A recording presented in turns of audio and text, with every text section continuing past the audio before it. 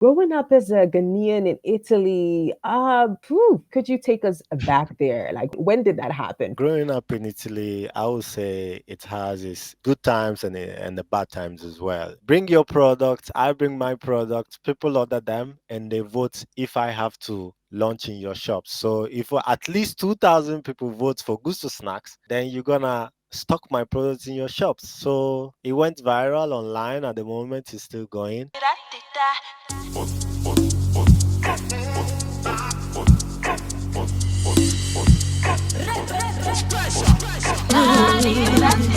So we're back again on, a series called How We Are Making It. Specifically, I really wanted to bring in this series to tap into what makes people, as we call, successful and what helps them to make their major moves in society, in business, in their career, and all of those good things.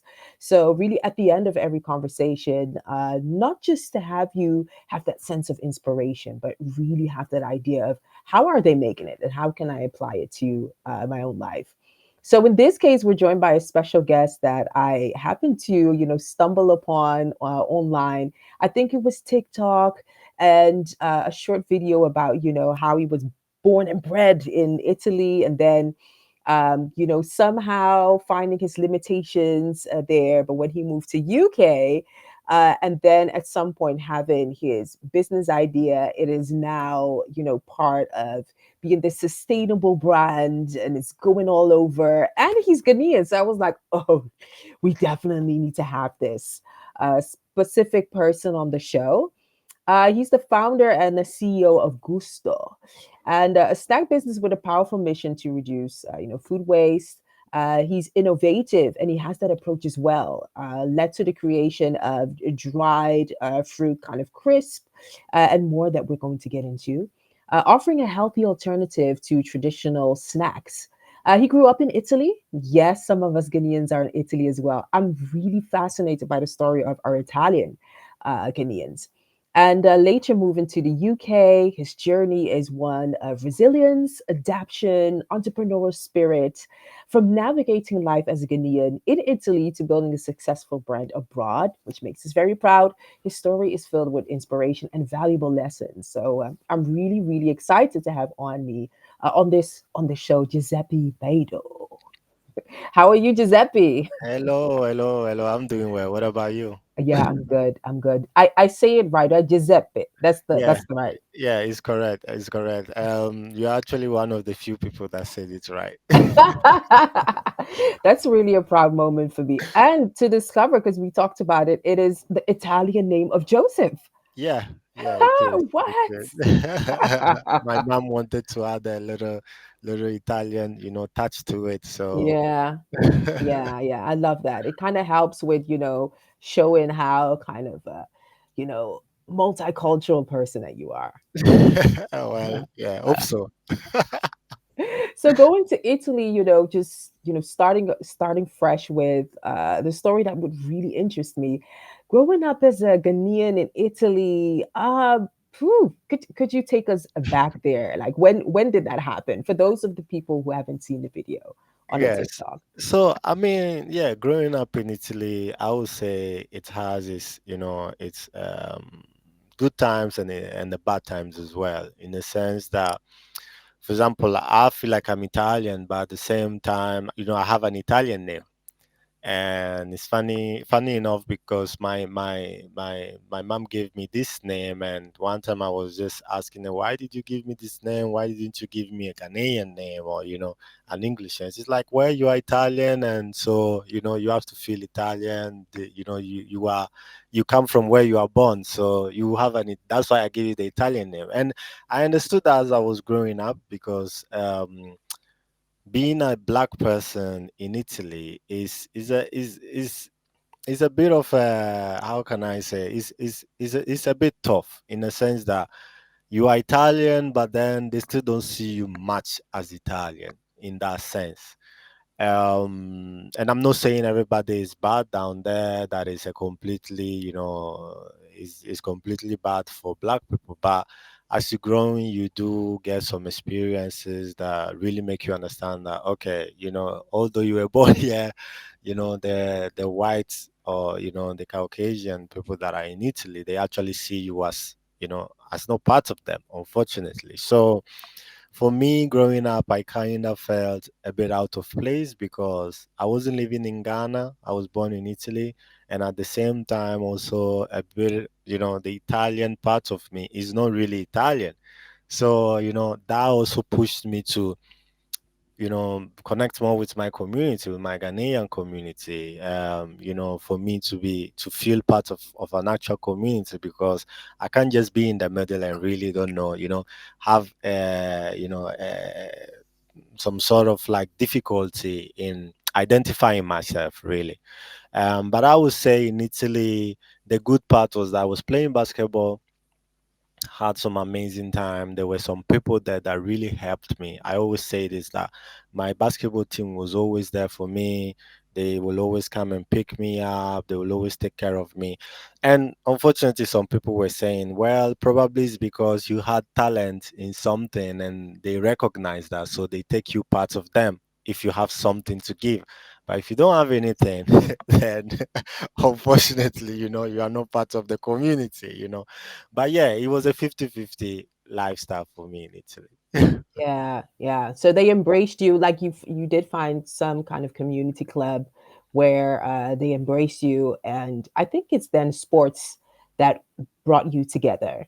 Yeah, yeah, All yeah. right. And a lot of black people out there in Italy, they get really embraced because of sports. So Yeah. you get the respect because and you become Italian because you are representing them in the sports. You know what I mean? But when it comes to jobs, doing application for jobs, I can assure you that it's tough. And I've had moments where I've applied for jobs and I get there and they're like, "Oh, this wasn't the Giuseppe I was expecting," you know. Ooh. Exactly. So that made me think that okay, that this is obviously mental health wise, it will get you because you're like, I've finished Mm, my studies. My parents have invested so much in me, and I'm not doing the job that I've studied to do. So it's a very tough world out there.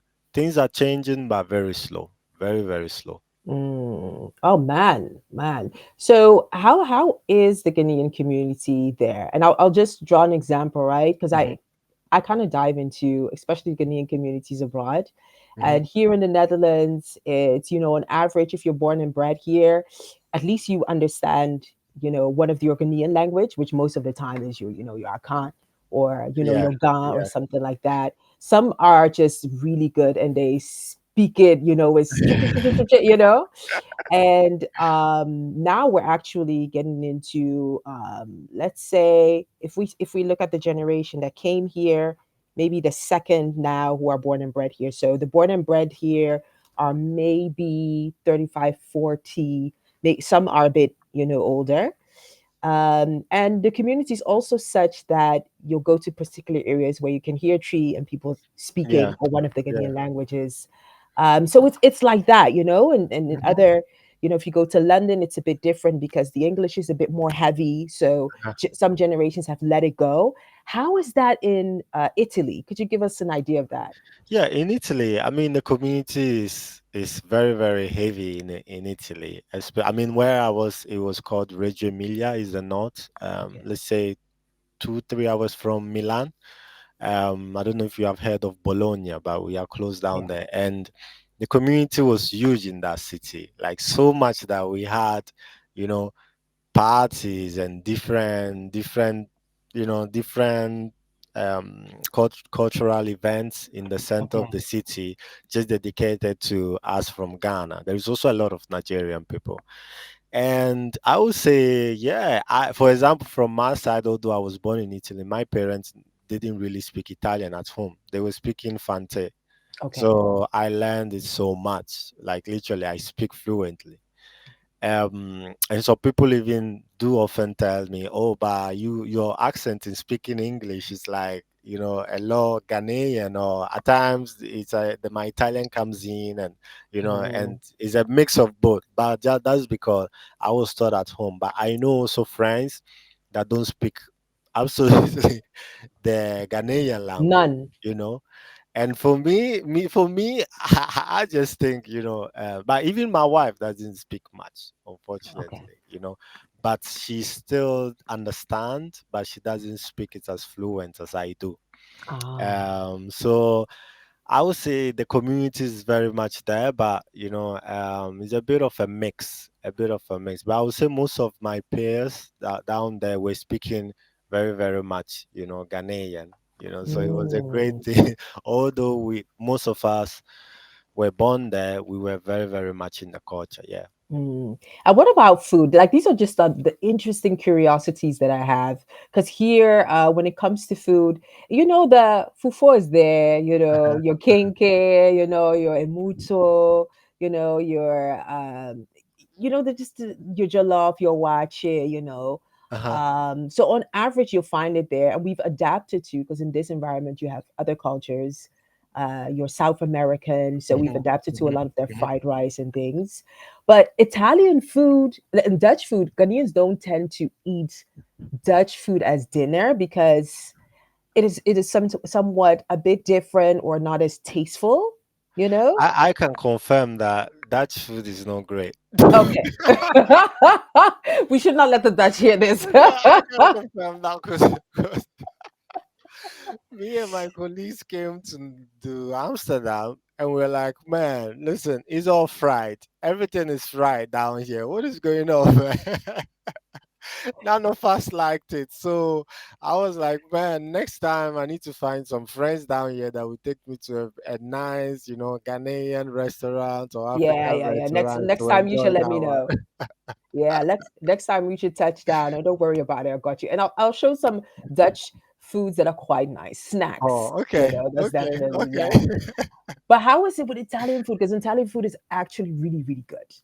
So Italian food for me is the top. Like I always say this. Like I love so much Italian food, but I would say, man, there is no way I can say I'm eating Italian food when there is Ghanaian food. Okay, got it. Got it. Impossible. Like when I went to Ghana, I forgot about Italian food. To be honest, I Okay. was like, although African food in general is full of carbs, I just didn't care, man. Like, forget about the gym. I'm just enjoying the food as much as I wanted. So, we have in Italy, we do have Ghanaian restaurants, but I would say it's not as much as, for example, the UK.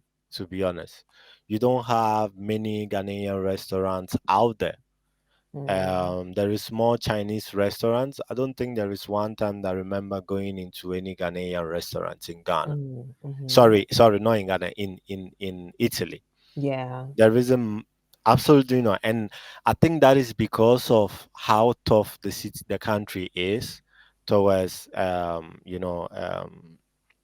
minorities, because it's difficult to open a business in Italy as a minority. It's tough.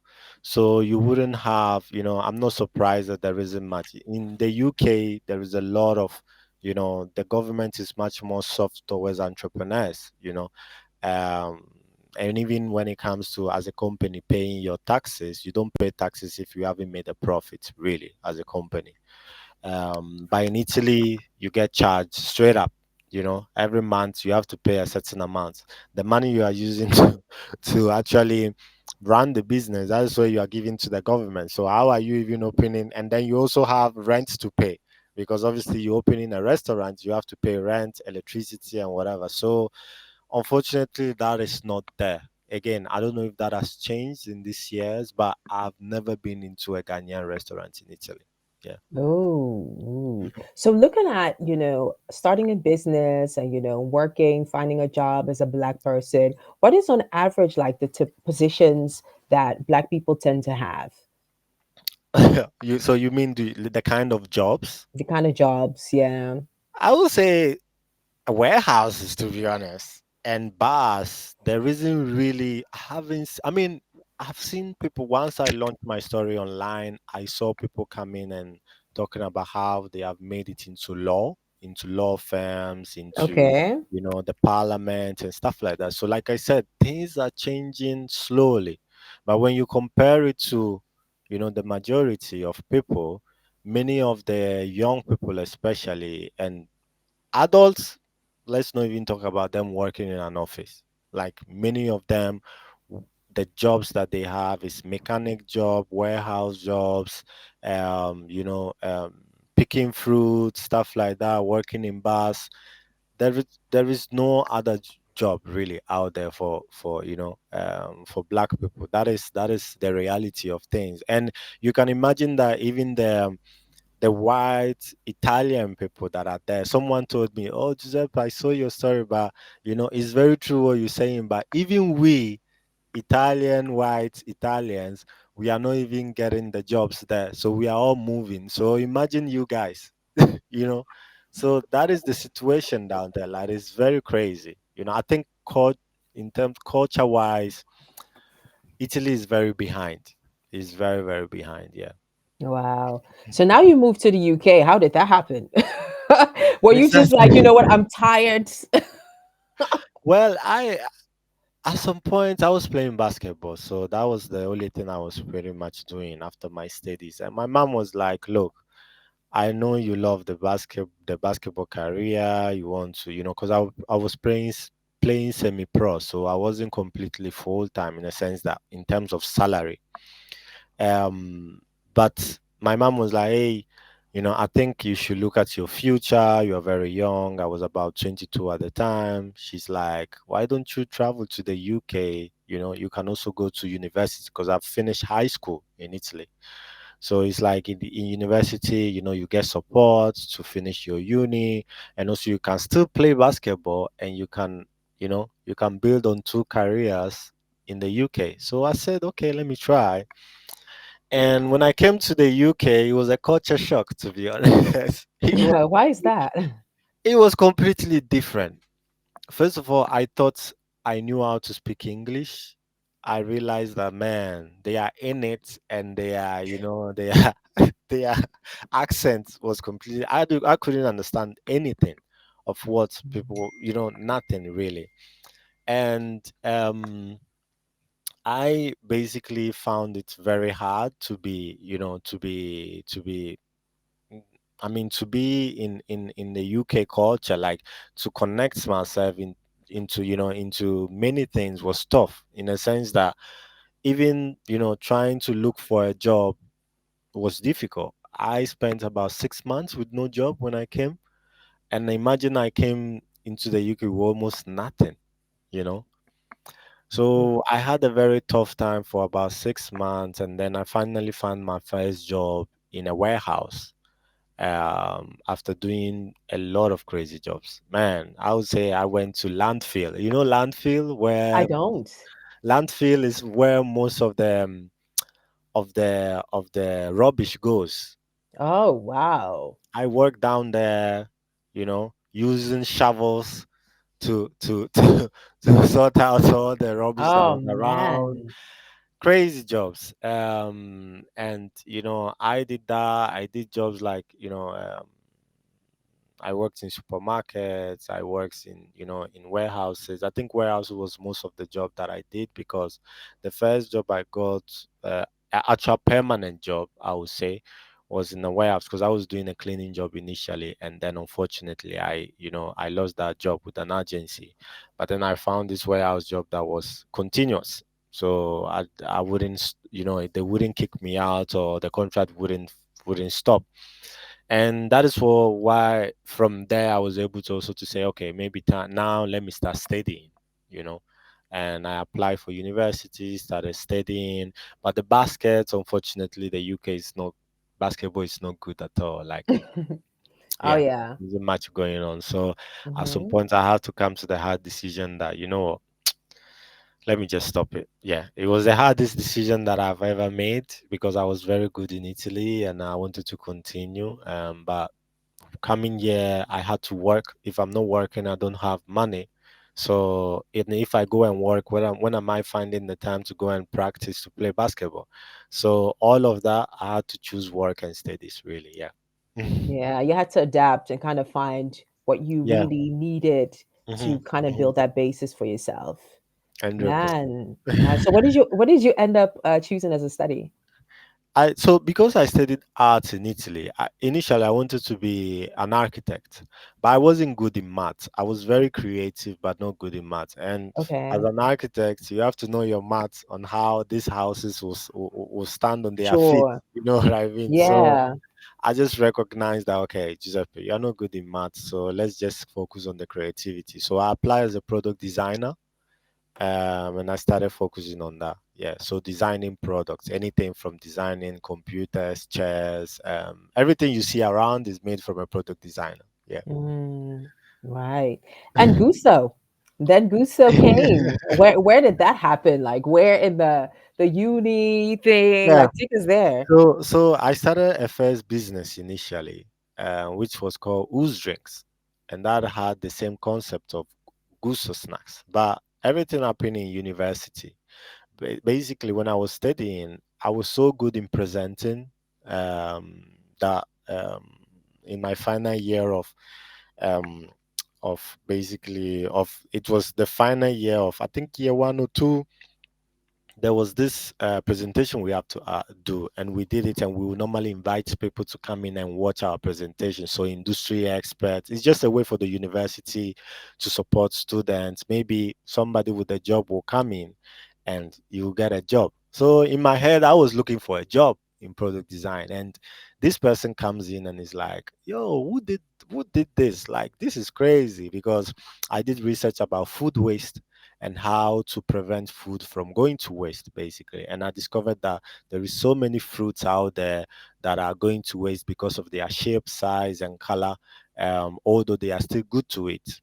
And supermarkets are rejecting them from farmers. Farmers can sell them and they are losing money. So my own solution was to transform this fruit into drinks. So when you transform them into drinks, whether shape or size doesn't really matter. The Yeah. main thing is that it's good to eat. And this person saw it and is like, "Oh man, this is great. Have you started this business?" I said, "No." He said, "Do you want to start a business?" I said, "I'm looking for a job, man." And it's like, well, listen, I think you can turn this into a business. So come with me and I'm going to teach you how to, how to set this up, blah, blah, blah. So So he was part of the audience. yeah, he was part of the audience. So he gave me his number. I connected with him. He had an office in London. They ran this program where they help entrepreneurs, and I was there as I he invited me into it, and then from there he took me under his wings. He taught me so much about business. Although he was a tech person, he had a tech business. He taught me at least the fundamental of starting a business, and then from there I started doing research about the food industry, and then I set up the business Ooze Drinks. Unfortunately, in 2012, in 2019, things came to an end Mm, because first business, a lot of errors. There was an issue with my business partners. Unfortunately, I had two business partners, two friends that were going to school with me, and things turn sour between us. Things turn bad. So, in a way, I kind of move away from them and continue on my own. And yeah. in 2019, 18, towards the end, I said, I have to close this business because I don't have money anymore. And note, I had raised about 30,000 in grants. So grant is money you don't pay back. So that is money some government and stuff like that give to you, really, for entrepreneurs to Yeah. support them. Yeah. Yeah.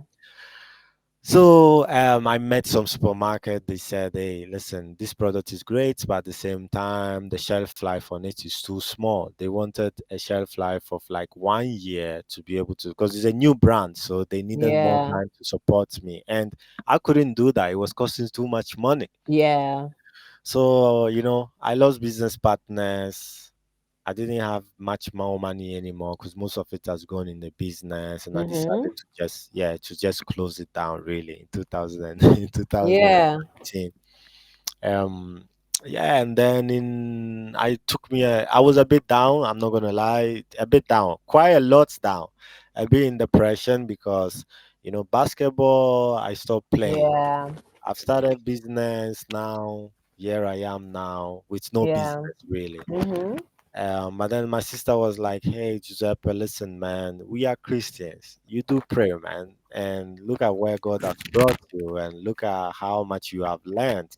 If anything, you can use this experience to help other businesses, to help other companies who are starting out, and your experience, you can teach them so much." No, it's like where is what you're saying is so true, you know. So I had a bit of encouragement, and after a month I've closed the business, I started doing that, you know, consulting other businesses and helping them out. And then at some point, I'm like, you know what? The entrepreneur spirit is just calling me, man. I have to go for round two. But, this time was different. I had the experience. I knew what I needed in terms of people around me because I also knew what I wasn't good at. I wasn't good in finance. I wasn't good in numbers, in sales as well, because I wasn't someone who liked talking much at that time. I wasn't very, outspoken. So I needed Yeah. someone who could do the sales for me. And obviously, marketing wise, I'm crazy good. So I'm like, I'm gonna take the marketing, but I need somebody. So um, I started putting things together, and I started with the thing that I'm much more good at, which is the design. I designed the product. There was no name yet, but I designed the product, how the packaging would look like.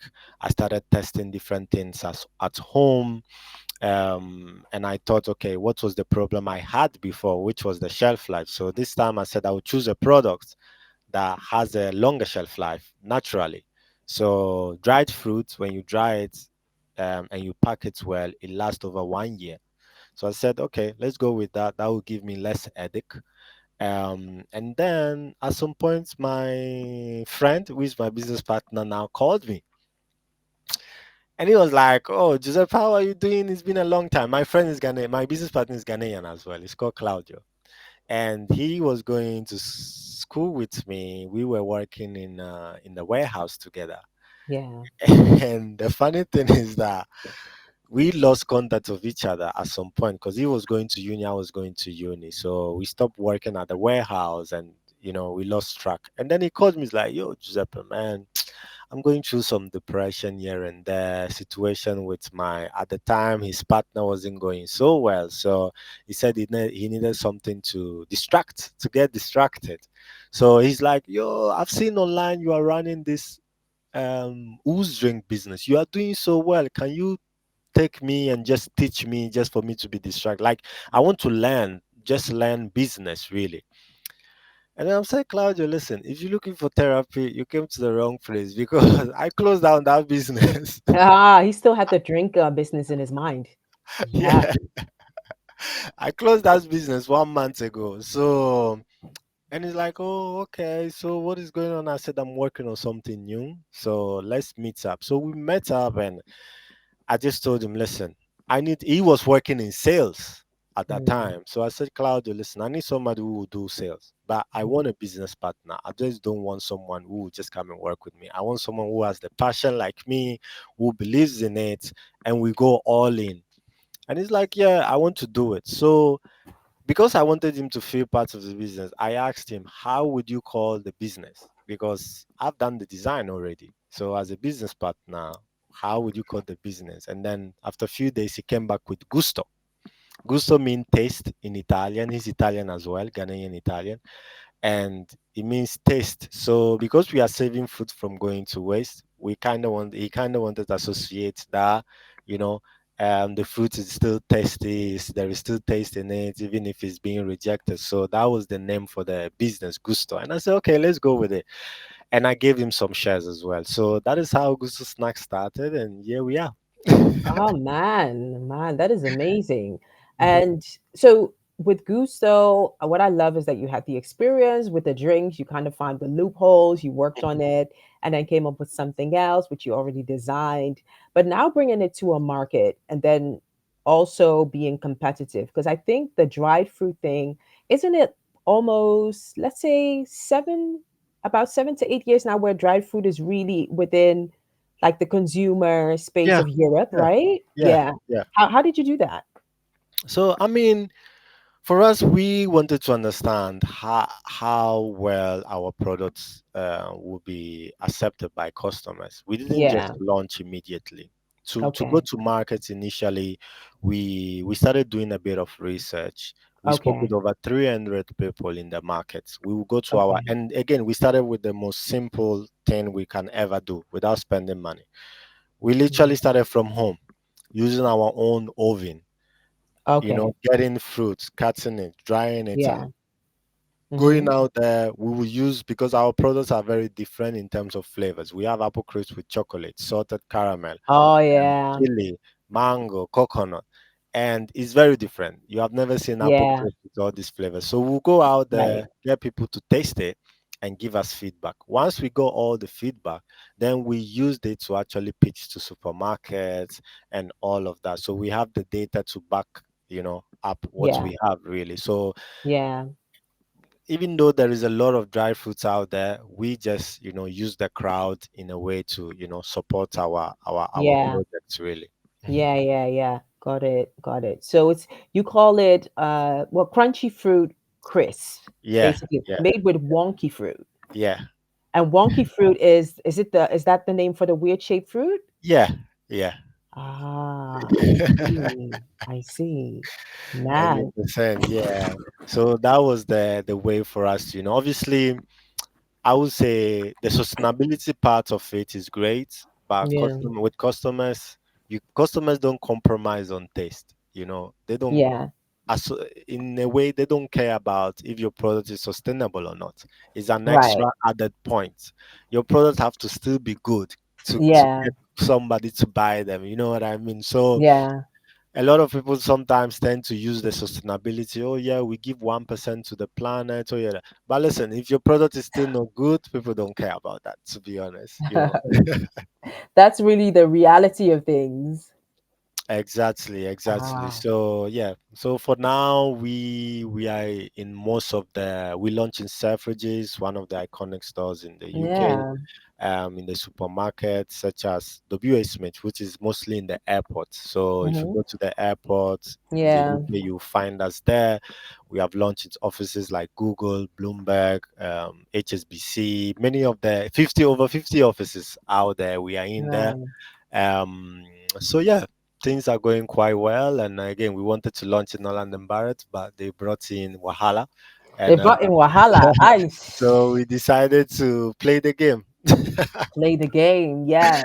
Because what I got is that they wanted to copy or mock They your did. product. They did. Yeah, they did. In the sense that we went to them to launch our products in their stores. They dragged us up and down, basically, Yeah. from 2022 to the beginning of January 2023.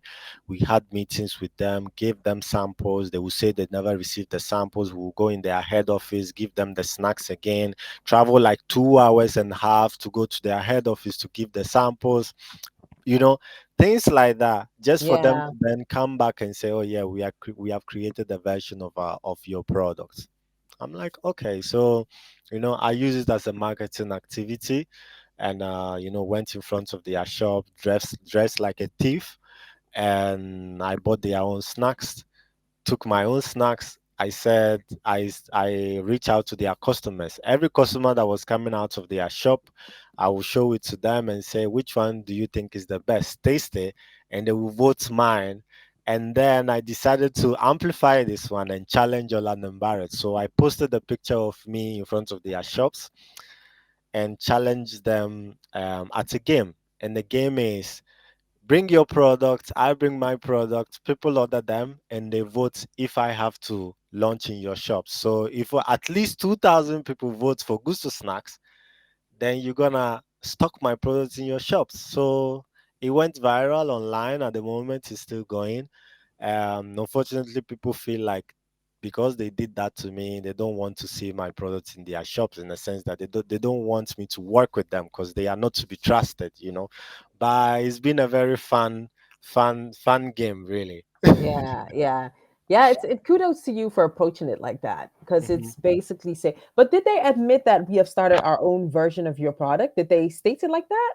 Yeah, yeah. They sent so in an email conversation with them. There was a newspaper called The Grocer who actually I approached before launching this campaign, and I told them, "Will you write about this case?" And they said, "Yeah." Then we're gonna, if you want us to write, it's a very, interesting topic. So we're gonna write about it, but we're gonna also contact Orlando Barrett and speak to them.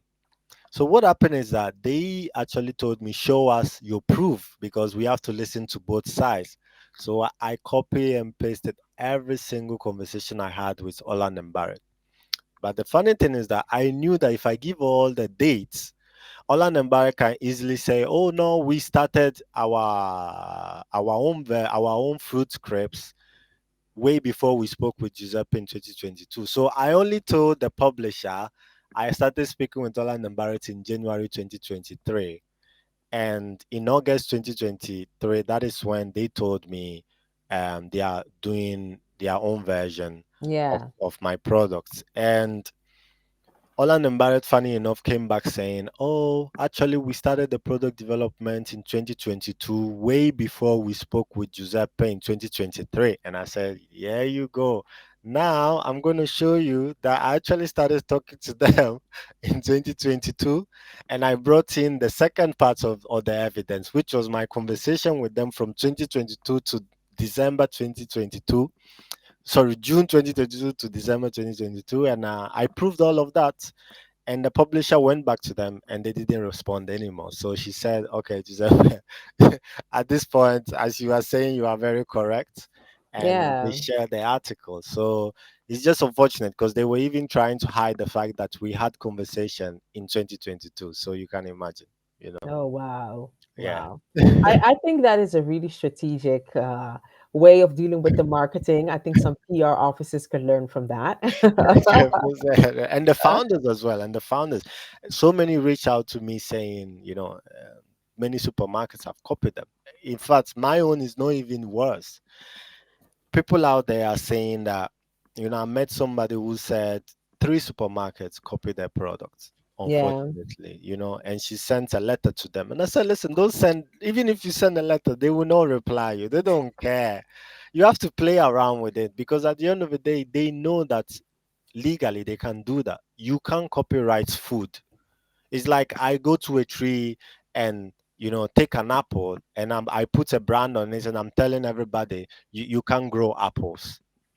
You can't do that. So it's very tricky to trademark food. So the supermarket know this and they really really tend to they will get, if you have a good product, they will act like they want to stock you in their shops, and then they will take you into all of this part whereby they will you know they will act like we're gonna stalk you. They will get your all your ideas, all your secrets, and then boom, you receive the email that says, "You know what, we have actually created our version, we're not gonna work with you anymore, and you have wasted all your time." So you have to just be creative with it. yeah. That's really good advice. Really good, really, really good advice and smart.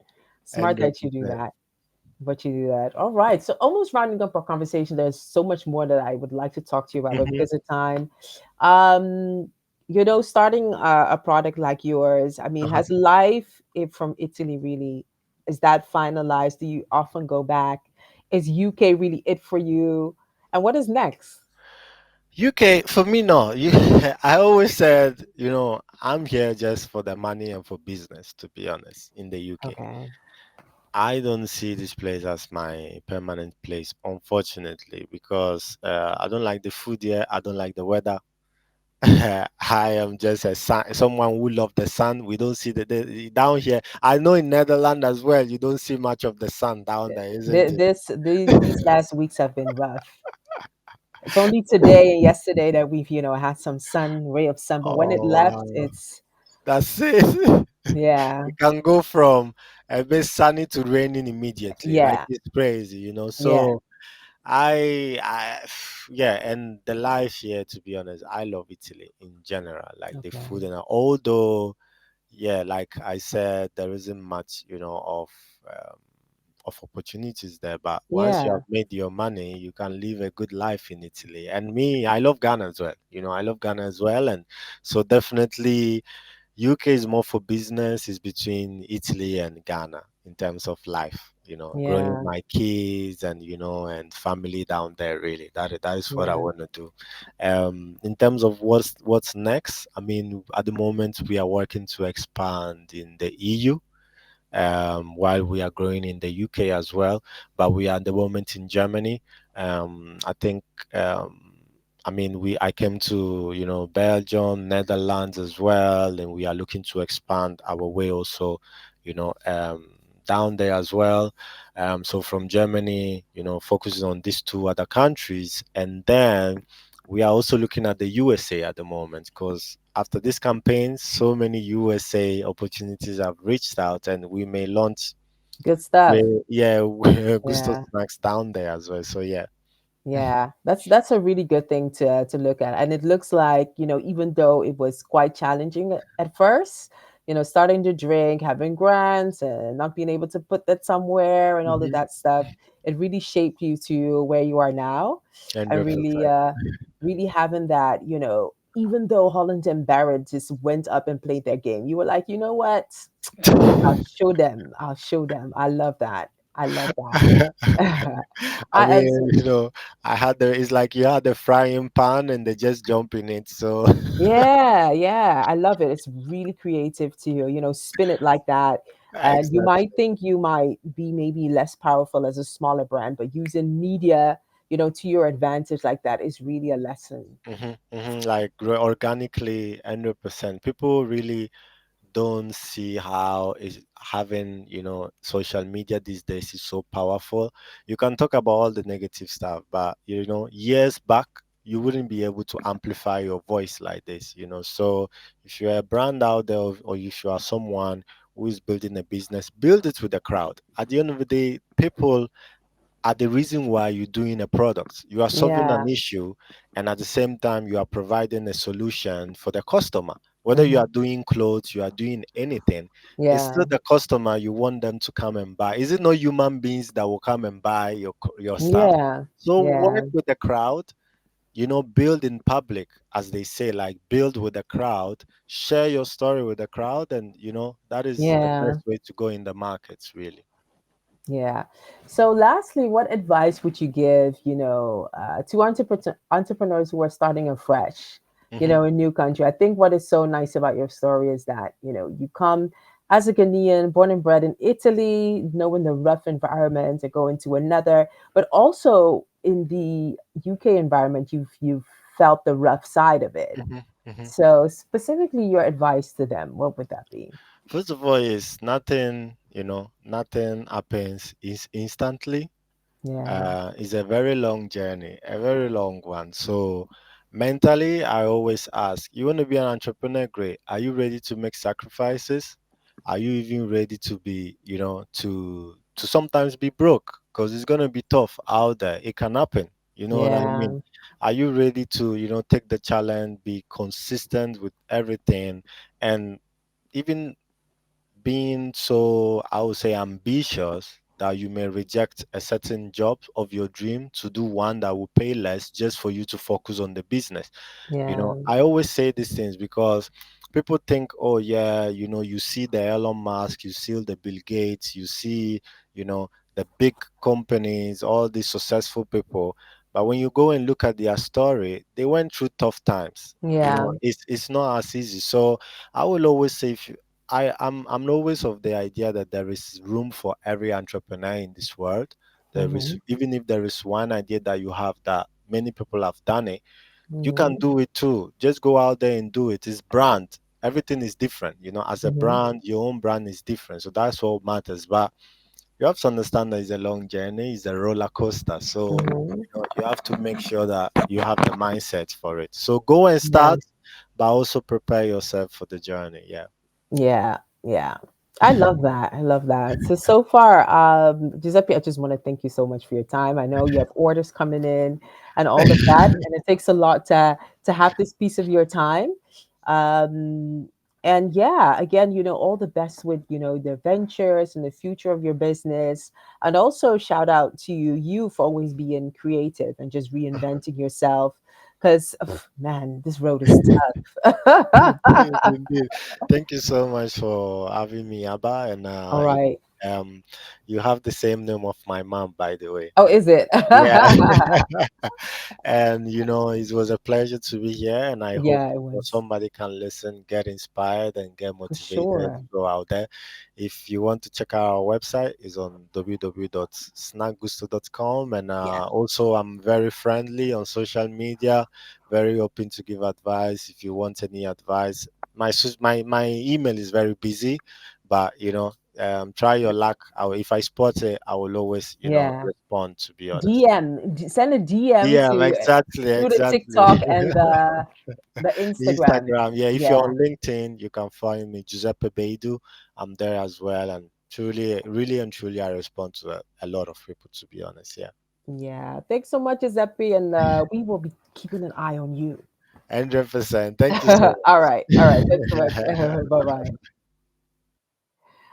All right, so we're rounding up that conversation with Giuseppe, and on the next how we are making it, of course, we would have another inspiring special guest that we will be talking to.